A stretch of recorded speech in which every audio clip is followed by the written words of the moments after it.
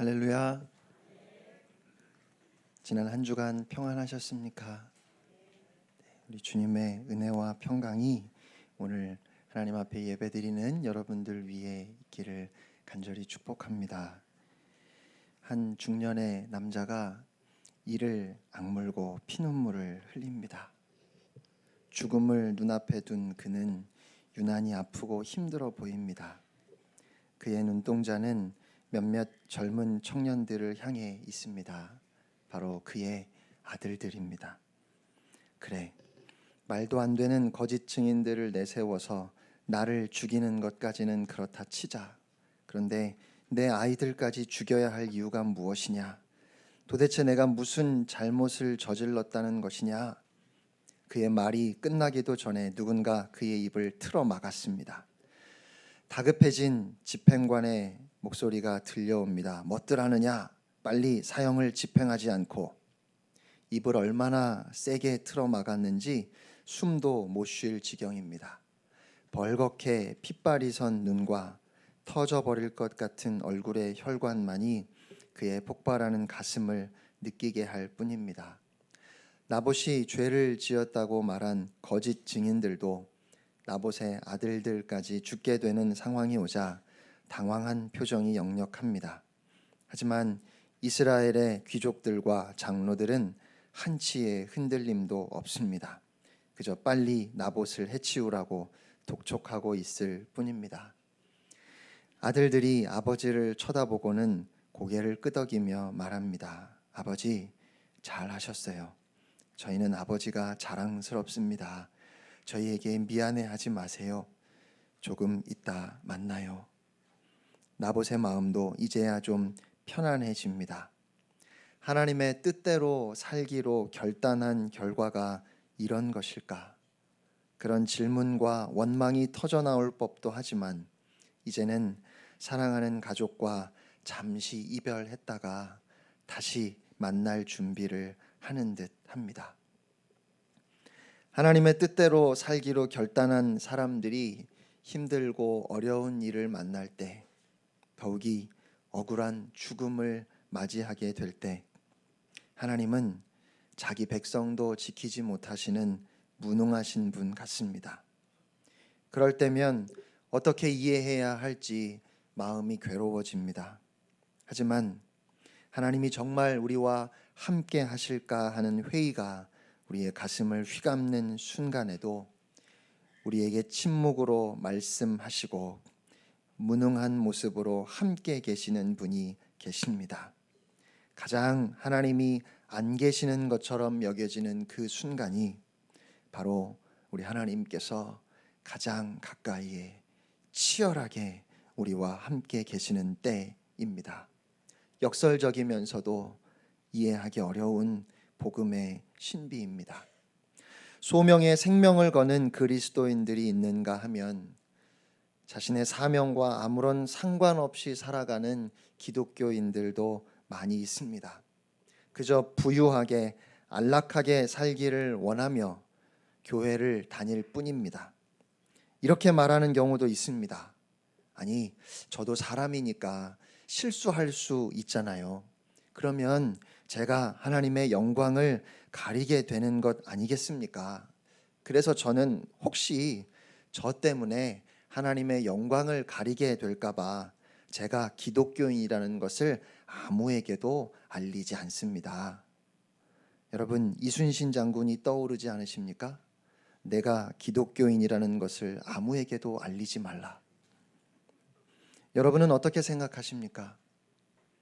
아무리 생각해도 그건 사명도 소명도 없는 영혼 없는 기독교인의 모습일 뿐입니다. 거룩한 삶을 살기 위해서 실수하지요. 넘어집니다. 그러나 또다시 주님을 바라보아야 할 텐데 오히려 자신이 그리스도인이라는 것을 숨기고 살겠다니 말도 안 되는 이야기입니다. 그러면 우리 주님이 당부하신 사명과 믿음의 유산은 아예 사라질 것입니다. 그것을 지키기 위해서 고난을 감수하는 결단과 헌신이 있어야 하는데 그런 일은 아무도 하지 않으려고 하는 일이 되어 버렸습니다. 여러분, 지켜야 하는 것은 반드시 지켜야 하는 것입니다. 각자에게 맡겨주신 십자가는 어떠한 희생을 치르더라도 꼭 붙들어야 합니다. 많은 그리스도인들이 소명을 위해 감당해야 할 고난의 길을 피하려고 합니다. 그저 능력의 하나님을 의지해서 편안하고 안락한 삶을 살고 싶어 하지요. 십자가의 길보다 꽃길을 걷고 싶어 합니다. 그렇다면 우리는 예수님의 제자가 아닙니다. 복음과 함께 고난을 받으라는 말씀이 복음과 함께 복을 받으라는 말씀이 되면서 기독교 신앙은 변질되었습니다. 믿음은 십자가를 지고 고난의 길을 가게 하는 능력인데, 우리의 믿음은 오히려 십자군의 칼을 휘두르며 고생길을 피해 축복과 번영을 누리는 능력으로 둔갑해 버렸습니다. 세상을 변화시켜야 할 사람들이 세상에 의해서 변질된 것입니다. 결국 소명은 없으면서 소원만 가득한 사람들이 된 것은 아닌지 모르겠습니다. 생명을 다해 사랑하고 온 힘을 다해 지켜나가야 할 소명은 없는데, 죽기 아니면 살기로 하나님의 바짓가랑이를 붙들고 늘어질 소원만 가득하다면 이것은 영적 타락입니다. 이러한 요즘 세태에 비추어 볼 때 오늘 본문에 나오는 나봇은 참 바보 같은 사람입니다. 어찌 생각하면 좋은 거래가 될 수도 있었습니다. 왕에게 많은 돈을 충분히 받을 수도 있었고, 지금 그가 가진 포도원보다 더 좋은 땅을 얻을 수도 있었을 것입니다. 그런데 고작 자신의 포도원을 지키겠다고 고집을 피우다가 결국 죽임을 당하게 되었습니다. 하지만 우리가 보기에는 고작 포도원 하나에 불과할지 몰라도 나봇에게 이 포도원은 그의 아버지가 물려준 땅이었고, 그 아버지의 아버지의 아버지로부터 유업으로 받았던 땅입니다. 그 땅은 여호와 하나님께서 그 가문에 주셨던 기업이었던 것입니다. 나봇에게 그것은 하나님께서 맡기신 사명이었습니다. 제 마음에 그냥 눈 한번 질끈 감지, 바보같이 고집스럽게 버티다가 그 꼴을 당하다니 하는 생각이 밀려옵니다. 그런데 그런 생각을 하는 저의 마음을 솔직히 들여다보니 불의함에 끝까지 싸우다가 죽어간 나봇을 향한 연민이 아니라 영적 적당주의로 세상과 타협하며 살아가고 있는 저의 속사람이 느끼는 질투심인 것 같습니다. 나는 세상과 타협하며 스스로를 적당히 위안 삼아 속이며 살아가고 있는데, 누군가 옆에서 이렇게 타협하지 않고 살면 싫은 것이지요. 그래서 이 시대를 살아가는 우리에게 나봇은 큰 부담이 될 수밖에 없습니다. 세상은 언제나 하나님의 유업을 포기하라고 유혹하고, 그것만 버리면, 그것만 포기하면 더 좋은 것으로, 더 많은 것으로 채워주겠다고 말합니다. 그러면 세상을 향해 두 눈 부릅뜨고 살아야 할 그리스도인들이 그 유혹에 견디지 못해 결국 두 눈 질끈 감고 타협해 버립니다. 그래서 우리에게 나봇은 부담이에요. 믿음을 복받는 통로로 여길 뿐 고통받는 통로로는 절대 생각하지 않습니다. 믿음은 성공하게 하는 것이지 나를 힘들게 하면 안 된다는 마음이 우리 안에 있는 것 같습니다. 하지만 성공과 번영을 위해 믿음과 소명을 팔 수 있는 이런 마음들과 달리 나봇은 그의 믿음과 소명을 위해서 자신의 생명을 죽음과 바꾸었습니다. 나봇도 아합에게 포도원을 팔고 후하게 받은 땅값을 하나님의 축복이라고 이야기하면서 풍성한 11조를 바칠 수도 있었을 겁니다.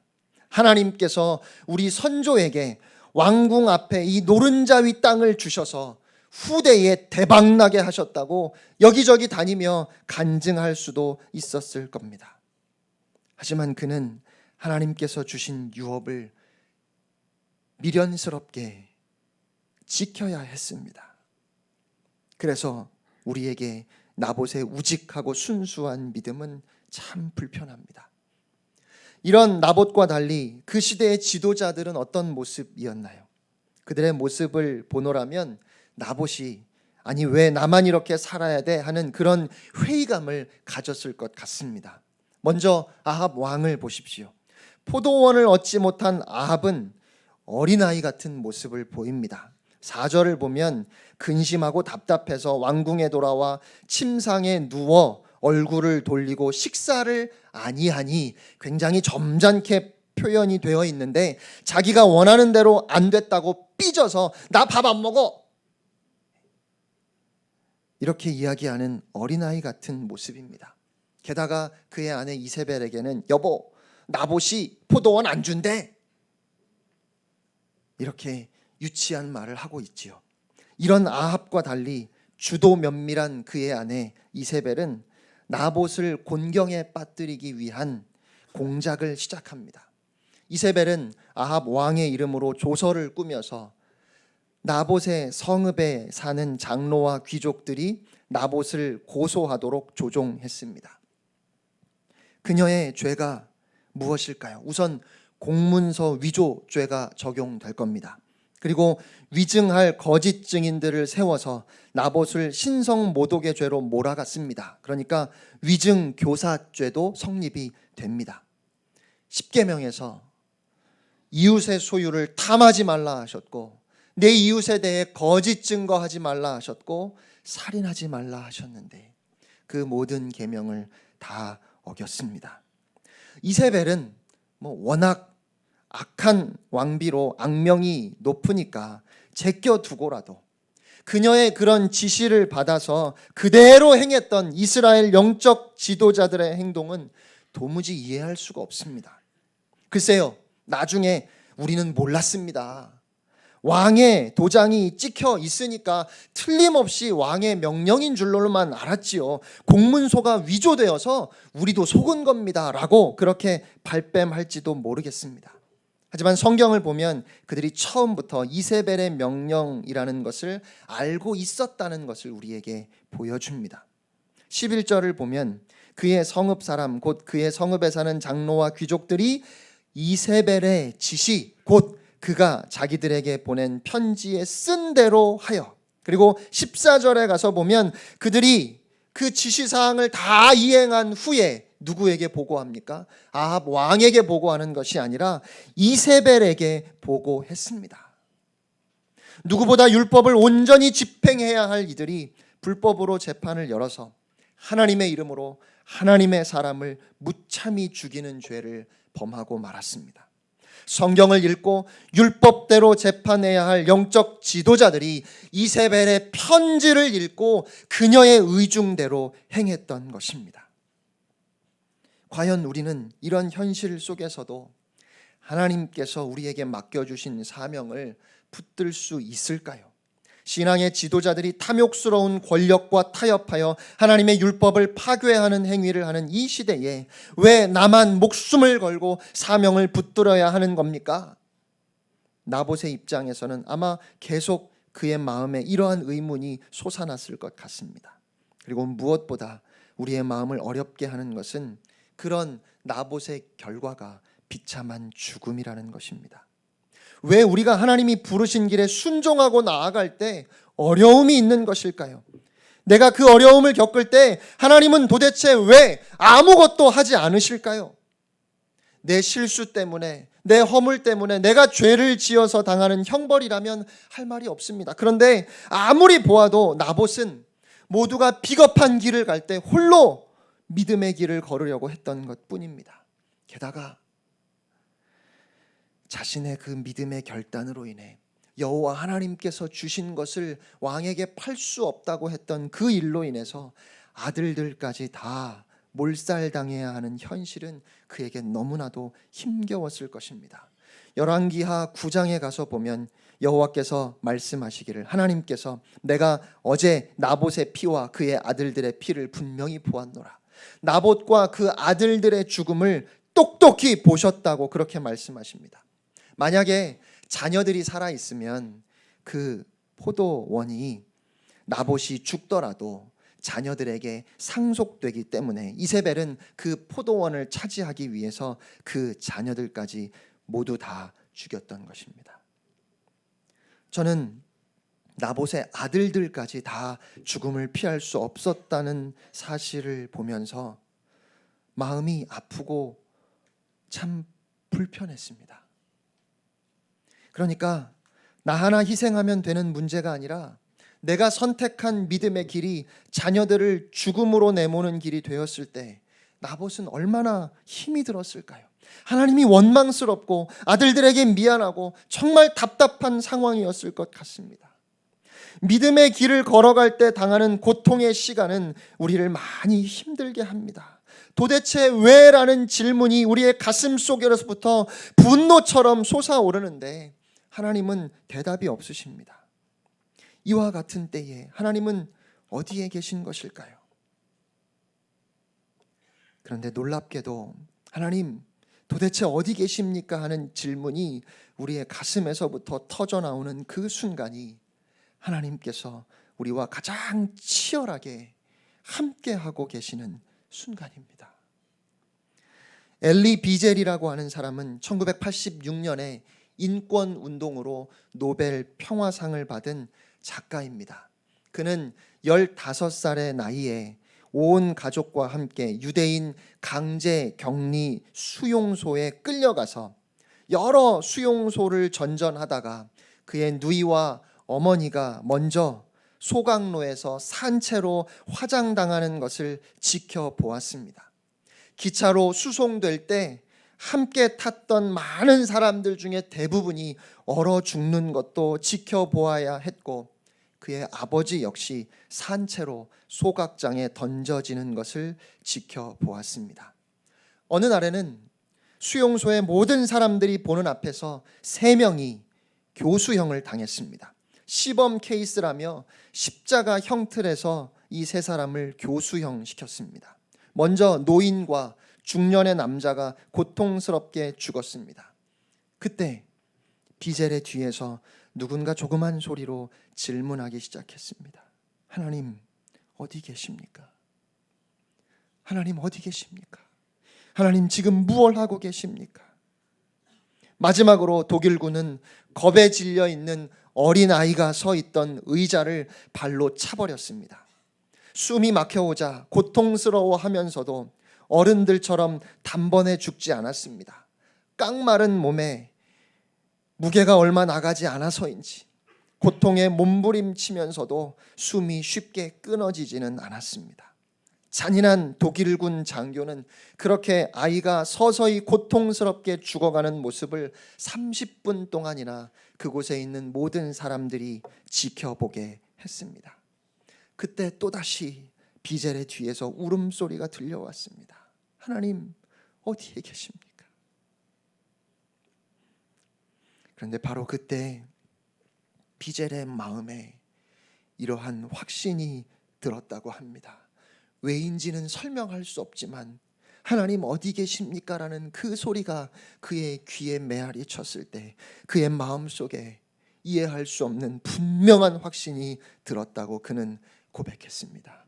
하나님은 바로 저 아이가 몸부림치고 있는 저 십자가 위에 눈물을 흘리며 함께 계신다. 가장 하나님이 계시지 않은 것처럼 여겨지는 그곳에서 주님은 함께 고통받고 계셨습니다. 2차 세계대전이 끝나고 독일의 나치 정권은 패망했습니다. 연합군이 아우슈비츠 수용소를 탈환한 후에 각각의 방을 점검하던 미국인 병사 하나가 벽에 쓰여진 글귀를 발견했습니다. Where is God? 하나님은 어디 계시는가? 그 병사는 그래, 이런 곳에 있었다면 당연히 이런 생각이 들었겠지 하고 그 글귀를 읽었는데 그 아래에 또 다른 글을 보았습니다. God is here. 하나님은 여기 계신다. 그리고는 그 아래에서 한 신앙인이 남겨둔 찬송시를 발견했습니다. 그 병사는 한참 동안 그 찬송시를 읽고 또 읽으며 눈물을 쏟았습니다. 그 시를 한국어로 번역하면 이렇습니다. 그 크신 하나님의 사랑 말로 다 형용 못하네. 저 높고 높은 별을 넘어 이 낮고 낮은 땅 위에 죄범한 영혼 구하려 그 아들 보내사 화목제물 삼으시고 죄 용서하셨네. 하늘을 두루마리 삼고 바다를 먹물 삼아도 한없는 하나님의 사랑 다 기록할 수 없겠네. 하나님의 크신 사랑 그 어찌 다 쓸까. 저 하늘 높이 쌓아도 채우지 못하리. 하나님 크신 사랑은 측량 다 못하네. 영원히 변치 않는 사랑 형제여 찬양하세. 우리가 잘 아는 찬송가 그 크신 하나님의 사랑입니다. 여러분, 이 찬양은 아름다운 자연을 만끽하며 풍요로운 삶 가운데 고백된 찬송이 아닙니다. 하나님이 어디에 계시는지를 묻고자 했던 그 고통스러운 질문이 울분처럼 터져나오는 아우슈비츠 수용소에서 고통과 핍박 속에 죽어가면서도 주님을 바라보았던 한 성도가 남긴 찬송시입니다. 그곳에서 하나님의 사랑은 너무 크다고 그렇게 고백했습니다. 조선 땅에 왔던 선교사들도 자녀들을 무수히 이 땅에 바쳤습니다. 양화진 외국인 선교사 묘원의 한쪽 구석에는 아주 자그마한 아이들의 무덤이 있습니다. 부모님을 따라 한 번도 들어본 적도 없었던 조선이라고 하는 나라에 와서 영문도 모른 채 이질이나 학질에 걸려 토하고 혈변을 쏟으며 죽어간 아이들입니다. 선교지에 와서 사랑하는 자녀들을 이 땅에 묻어야 했던 선교사님들의 마음이 어떠했을까요? 그들은 아들을 십자가에 내어주셔야 했던 하나님 아버지의 마음을 배웠다고 고백하고 있습니다. 여러분, 엔드 오브 스피어라는 영화를 아십니까? 창끝이라는 뜻의 이 영화는 짐 엘리엇을 비롯한 5명의 젊은 선교사들이 에콰도르의 아우카족 선교를 갔다가 순교한 내용을 담고 있습니다. 영화에서 선교지로 가기 위해서 비행기가 이륙할 때 그 비행기를 조종하는 네이트 선교사의 아들 스티브가 활주로 끝까지 뒤를 따라가며 아빠를 향해서 손을 흔드는 장면이 나옵니다. 그 장면을 보면서 두 분의 목사님이 똑같이 눈물을 흘렸습니다. 한 분은 선교사 자녀로 목사님이 되신 분이셨고, 또 한 분은 자녀 둘을 데리고 선교지에 가셨던 목사님이었습니다. 선교사 자녀였던 목사님은 아버지가 사역을 떠날 때마다 어쩌면 아버지를 다시 보지 못할지도 모른다는 두려움으로 아버지를 보냈던 기억과 함께 어린 스티브의 모습에 공감이 되어 눈물을 흘리셨다고 했습니다. 그리고 선교지에 가셨던 목사님은 반군 무장 세력들이 가득한 곳에 가족을 두고 한 주간씩 사역을 위해 한밤중에 차를 출발시킬 때의 마음이 생각나서 눈물을 흘렸다고 했습니다. 보내는 자녀는 아빠가 안전하게 무사히 돌아오실 수 있을까? 우리 가족은 아빠가 없는 동안에 안전하게 지낼 수 있을까 하는 마음이었고, 떠나는 아빠는 과연 가족들의 품으로 무사히 다시 돌아올 수 있을까? 우리 아이들은 나 없는 동안 안전하게 지낼 수 있을까 하는 마음이었던 것입니다. 선교사 자녀였던 목사님은 누군가가 집 안으로 급하게 뛰어 들어오기만 해도 마음이 철렁했고, 선교사님은 돌아오는 길에 마을과 같은 방향에서 피어오르는 연기만 보아도 가슴이 철렁했다고 했습니다. 선교사의 자녀였던 그 목사님은 하버드에서 석사 학위를 받으셨고 로스쿨도 졸업하셨고 LA 카운티 교육국 장학사로 있었지만 그 모든 것을 내려놓고 목사가 되어서 지금은 다시 선교지에 나가 계십니다. 누구보다 그 아픔을 알지만 그 아픔보다 크신 하나님의 사랑이 함께 하심을 또한 알고 있기에 선교지로 갈 수 있다고 했습니다. 선교지로 떠나던 날 그 목사님은 이렇게 말했습니다. 선교사의 아들로 선교지에 있었던 어린 시절은 참 힘들었지만 돌이켜보니 가장 행복했던 때였던 것 같습니다. 그 행복을 제 아이들에게도 주고 싶습니다. 사명을 따라가는 길은 희생이라는 복을 누리게 합니다. 마음이 아픈 것은 우리 중에 누구도 희생을 복이라고 생각하지 않는다는 것이겠지요. 짐 엘리엇과 다른 그 친구 선교사들에게는 만일을 대비해서 준비해 갔던 총이 있었습니다.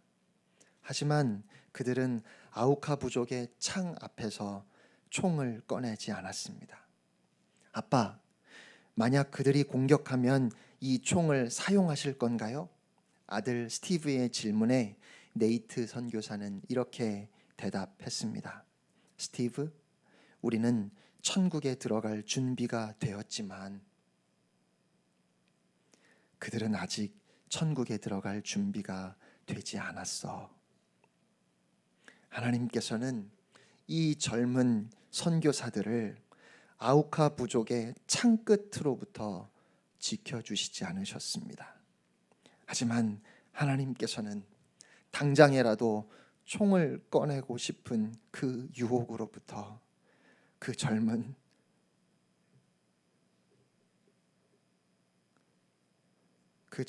청년들을 하나님의 사람들을 끝까지 지켜주셨습니다. 그리고 그들의 죽음을 통해서 아우카 부족을 위해 죽으신 예수 그리스도의 십자가가 전해졌습니다. 아무것도 지켜주시지 않은 것처럼 여겨지는 그 자리에서 하나님은 가장 치열하게 그들과 함께 하셨습니다. 나봇의 포도원은 하나님께서 함께 하시지 않은 것처럼 보이는 절망의 땅이었습니다. 하지만 다시 보니 그 땅에서 갈보리산 위에 십자가가 보입니다. 나봇과 아들들이 부르짖는 소리 속에서 엘리 엘리 라마 사박다니라는 우리 예수님의 부르짖음이 들리는 듯합니다. 두 명의 거짓 증인을 앞세워 타락한 지도자들이 불의한 재판으로 나봇과 아들들을 죽음으로 몰아간 것을 다시 보니 사내들인 공회와 본디오 빌라도 앞에 서신 예수님이 보이는 듯합니다. 아무것도 하지 못하는 나봇, 아무것도 하지 않으셨던 예수님의 모습입니다. 그런데 저는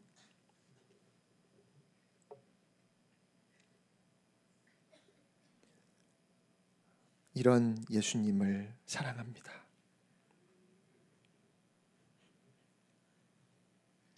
때리면 맞으셨고 가시에 찔려 피 흘리셨고 십자가에서 비참하게 죽으셨던 예수님.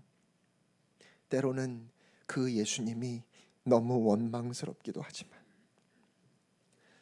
누구보다 예수님이, 아니 오직 예수님만 위로가 되십니다. 하나님이 보이지 않는 고통의 때 성령님은 말할 수 없는 탄식으로 우리를 위해서 간구하십니다. 그러므로 사랑하는 성도 여러분, 하나님께서 아무 말씀도 안 하신다 싶을 그때에 꼭 기억하시기 바랍니다. 그때는 우리에게 말씀하실 수 없어서 성령님께서 우리를 위하여 탄식으로 기도하고 계시는 시간입니다. 그래서 아무 음성도 들리지 않는 듯 합니다. 사명의 길을 걸어가며 고난의 십자가를 지는 사람들은 하늘의 음성을 많이 듣는 사람들이 아니라 나를 위해 간구하시는 성령님의 탄식 소리를 더 많이 듣는 사람들일 겁니다. 우리가 십자가의 길을 갈 때 하나님은 응답하시기보다는 침묵하시고 음성을 들려주시기보다는 우리 옆에서 말없이 탄식하며 함께 우십니다. 나봇은 포도원을 빼앗겼는지 몰라도 그의 신앙은 빼앗기지 않았습니다. 그리고 그래서 그는 승리자입니다. 사랑하는 성도 여러분, 기억하십시오. 사탄이 잠시 승리하는 것처럼 보일 수 있지만 영원히 승리하지 못합니다. 사탄의 승리는 과정의 일부이지 절대로 결과가 아닙니다. 히브리서 12장 4절 말씀입니다. 너희가 죄와 싸우되 아직 피 흘리기까지는 대항하지 아니하고. 이 말씀은 죄와 싸우다 보면 피 흘리는 일이 있음을 보여줍니다. 우리가 죄와 싸우고는 있지만 죽기를 각오하고 피 흘리기까지 싸우지 않는 데 대한 도전의 말씀일 겁니다. 사명자로 살아갈 때 영화의 주인공처럼 고통 없이 임무를 완수하고 행복한 결말을 맞게 될 거라고 생각할지도 모르겠습니다. 하지만 현실은 그 길에 많은 희생과 아픔이 있음을 보여줍니다. 하나님께서는 그 고통과 아픔을 통해서 세상을 바꾸어 오셨고 고통받는 하나님의 사람들을 위로하셨습니다. 로마가 바뀐 것은 기독교의 정치적 수완이나 경제적 영향력의 결과가 아니었습니다. 하나님께서 초자연적인 능력으로 하나님의 사람들을 향해서 달려오는 그 사자들의 이빨이 우수수 뽑히고 의욕을 잃게 하셔서 그 모습을 보고 사람들이 하나님 앞에 나아왔던 것이 아닙니다. 오히려 고난의 길, 순교의 길을 걸어가면서도 그들이 결코 포기하지 않았던 그 믿음, 그들과 함께 하시는 주님으로 인해 그들이 누렸던 그 평안이 로마를 바꾸었습니다. 성도는 만사형통으로 세상을 바꾸는 것이 아니라 예수님께서 십자가에서 보여주신 것과 같이 고난과 버림받음을 통해서 이 세상을 바꾸어가는 하나님의 사람들입니다. 예수님의 말씀으로 설교를 마치려고 합니다. 그런데 과연 우리가 아멘 할 수 있을지 모르겠습니다. 누구든지 나를 따라오려거든 자기를 부인하고 자기 십자가를 지고 나를 따를 것이니라. 누구든지 제 목숨을 구원하고자 하면 잃을 것이요 누구든지 나를 위하여 제 목숨을 잃으면 찾으리라. 의를 위하여 박해를 받은 자는 복이 있나니 천국이 그들의 것임이라. 나로 말미암아 너희를 욕하고 박해하고 거짓으로 너희를 거슬러 모든 악한 말을 할 때에는 너희에게 복이 있나니 기뻐하고 즐거워하라. 하늘에서 너희의 상이 큼이라. 너희 전에 있던 선지자들도 이같이 박해하였느니라. 세상에서 너희가 환난을 당하나 담대하라. 내가 세상을 이기었노라. 의를 위하여, 복음을 위하여, 사랑하는 우리 주님을 위하여 고난받는 복된 여러분이 되시기를 주님의 이름으로 축원합니다.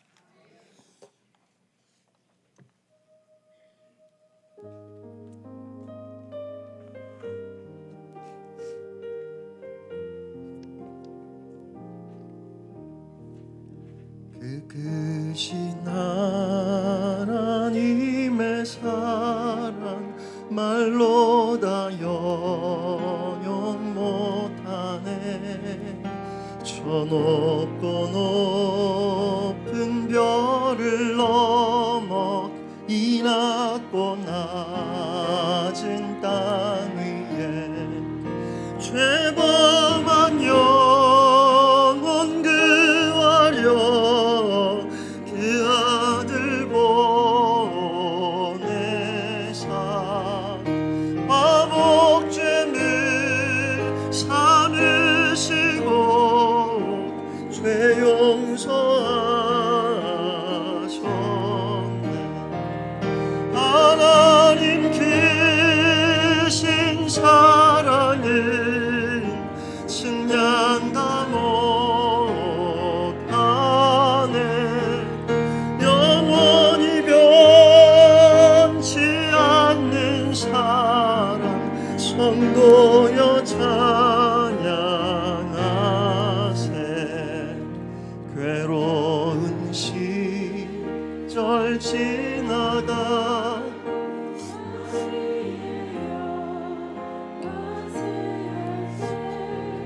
주 믿지 않던 영혼들 큰 소리 외쳐 울어도 주 믿는 성도들에게